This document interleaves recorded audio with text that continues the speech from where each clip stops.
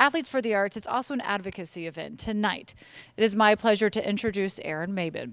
Aaron has dedicated his post-NFL life to his art, his activism, and to his city of Baltimore. Our final athlete this evening is the epitome of what Athletes for the Arts represents from an advocacy perspective. I'm Aaron Maybin, a son of the city of Baltimore, Maryland. Went to Penn State University, played football there, played 5 years professional football for the Buffalo Bills, the New York Jets, the Cincinnati Bengals. Spent some time in Canada playing for the Toronto Argonauts. And now I am an educator, author, community organizer, and general servant of the city of Baltimore. My goal wasn't just to get to the NFL. It was to be an example like those that I idolized when I was younger. You know, the Kareem Abdul-Jabbars of the world, the Muhammad Alis of the world. People that were transcendent, not just in their sport, but in culture, because they used their platform and their opportunity to be a voice for the voiceless.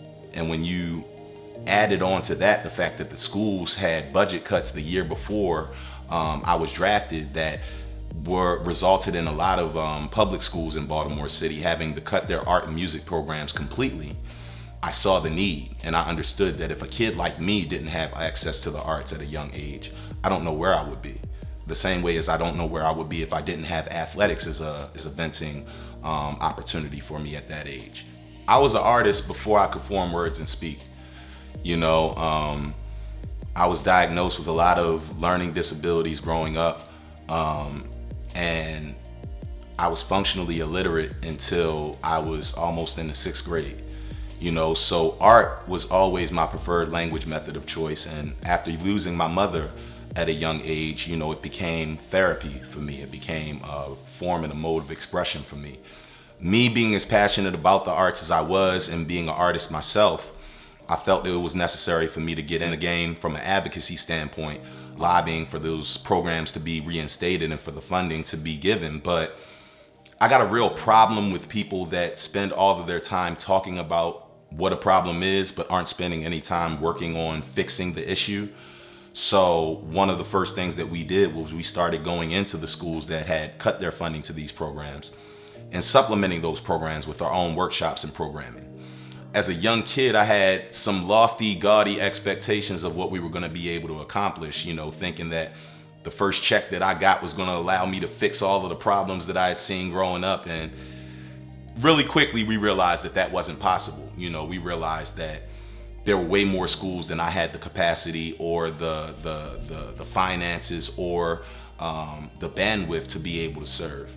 But my whole thing is, who can we ever expect to change that and make it better, other than the people that are products of that environment? Us, the ones that grew up in it, we know how hard it is to make it out. You know, if we're really serious about changing that, what outsider are we expecting to come into cities like Baltimore and wave their magic wand and start making legislation and money and jobs and opportunity fall from the sky? It's not gonna happen. You know, so my whole thing is, my mentality has never been grow up, get a job, leave the hood, you know, send a check every now and again. No, it's go out, get a job, get resources, get opportunity, get a platform, and bring those things back to my community. Art is the pulse of humanity, in my mind. I know that that's a brash statement, but I really feel like, you know, take art out of society and what's left. At the end of the day, I think whatever future we're going to have, art is going to be a big part of how it's created, how it's reimagined. What is a reimagining if not a work of art? So, in my mind, society is a work of art going forward. What type of painting that ends up becoming is up to us.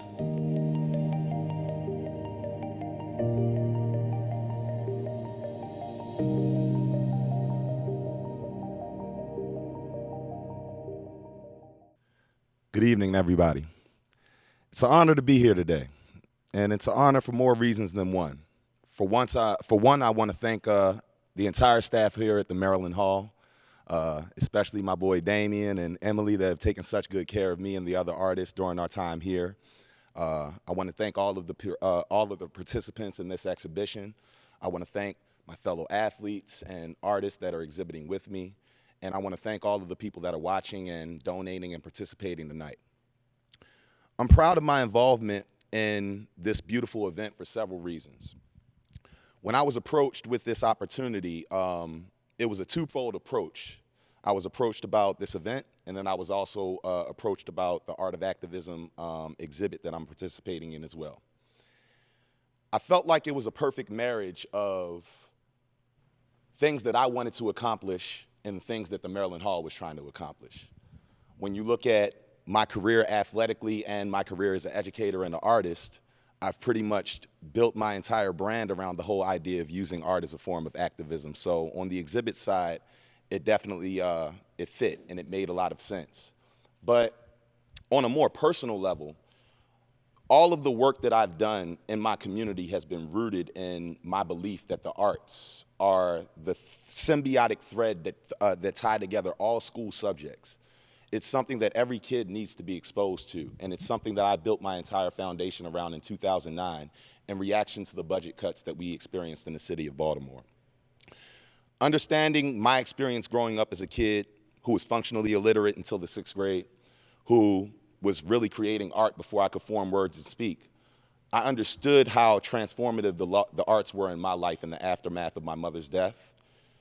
Art has been a form of therapy for me. It's been a form of stress relief. It's been a form of enjoyment, excitement, and it's been something that allowed me to be audacious enough to be myself at a very young age. How many of those traits are something that our kids can afford not to have be a part of their lives? That's a serious question that I want everybody that's watching this broadcast to really take in. If our kids are not exposed to the arts, from where are they supposed to take their creativity? From where are they supposed to get their self-expression and their ability to communicate? From where are they supposed to get the feeling and the soul that we've grown accustomed to seeing performed in society for us on a day-to-day basis? Our kids need exposure to the arts.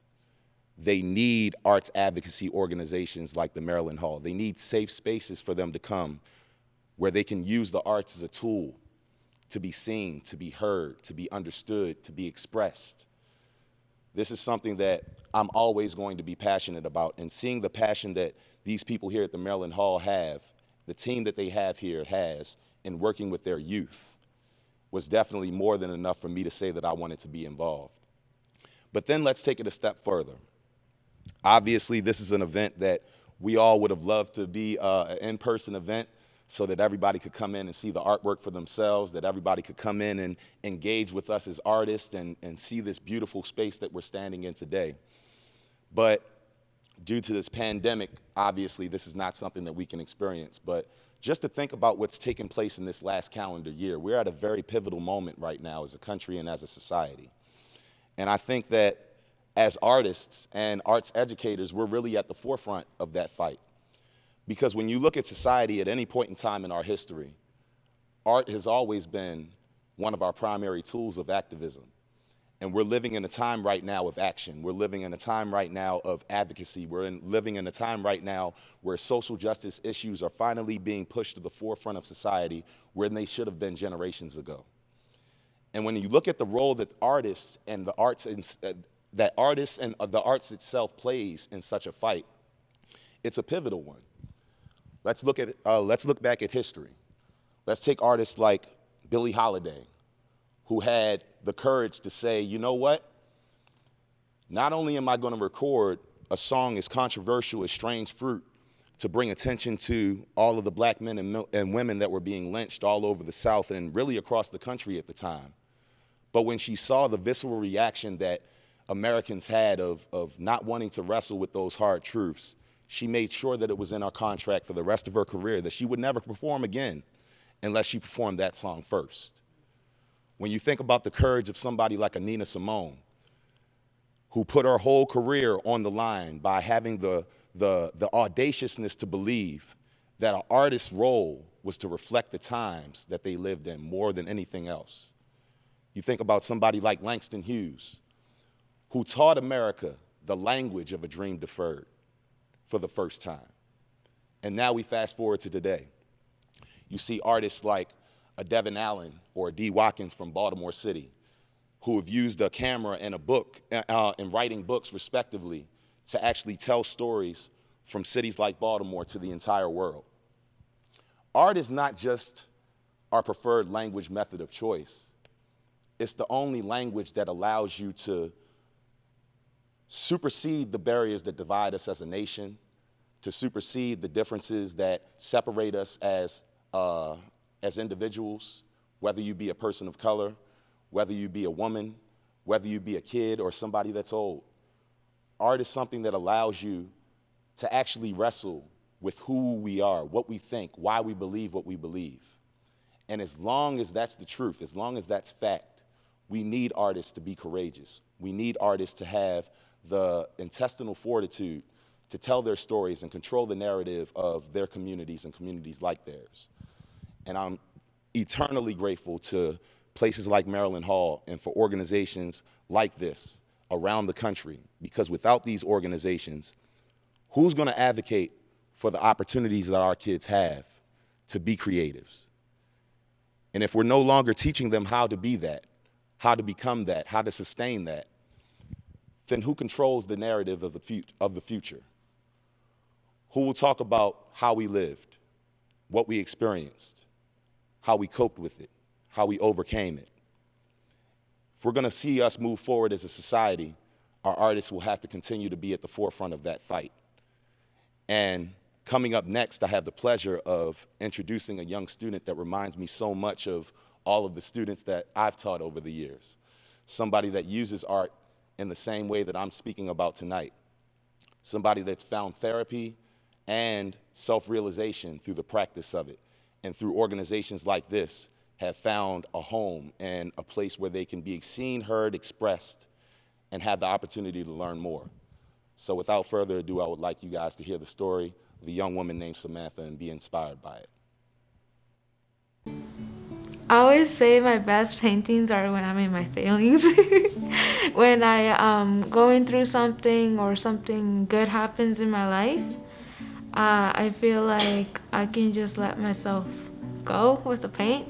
And when I met Ms. Brino, the way that she will manage herself, the way that she would just go about stuff and how she would teach and the way that she expressed herself, I liked that a lot. That's where the opportunity came where I think it was 7th grade. She was she wanted to make a group, which was called Jóvenes Artistas. And that group was a group of 15 kids. And I will see them in school, but I would never talk to them, But we became really good friends, even family, at that time. And it was really nice because it wasn't just art. It was also talking. It was also getting to know each other. And honestly, I feel like that was a big outlet in my time period because I was feeling that I was going through a lot at that time. There was a point where I was even became suicidal to a point. And it's really funny how small things in life can build up real fast, mostly when you're that young, because you just let it was those feelings were what started it, but I opened a whole bunch of more doors for things to come in my life for it to become even worse. When I came here to the program and I started painting my artwork, it was like an escape. Everything that I felt, I just poured it on a canvas or on a sketchbook. I won't say that it worked all the time, but it was a working process of when I did want to self-harm myself, I would try to just grab a paint and put it on my hand and just start, just expressing myself that way instead of any other way where it's hurting myself. So I really felt at times it was an escape for me. Where do you think you might be if you hadn't found Miss Brino and this program? I wouldn't be the person I am now for sure, or who knows, maybe I wouldn't be here. There was a lot of kids, right? They were all going through their stuff in their houses, you can see them laughing, smiling at school, but you don't really know what's going inside, or what's going in their homes. No matter who you are, no matter what you've been through or what you're going on, you can express yourself in arts. painting, dancing, singing, anything, that can make you just let everything out. I'm going for psychology to become a therapist because when things got really bad, she helped me to speak up. And now I want to give back for everything that, the world have given me and the people that God has put in my path. I want to give back the same way that they given to me. So the girl Samantha is a girl who wants to help people listen to them and just be, creative in the way that I do it.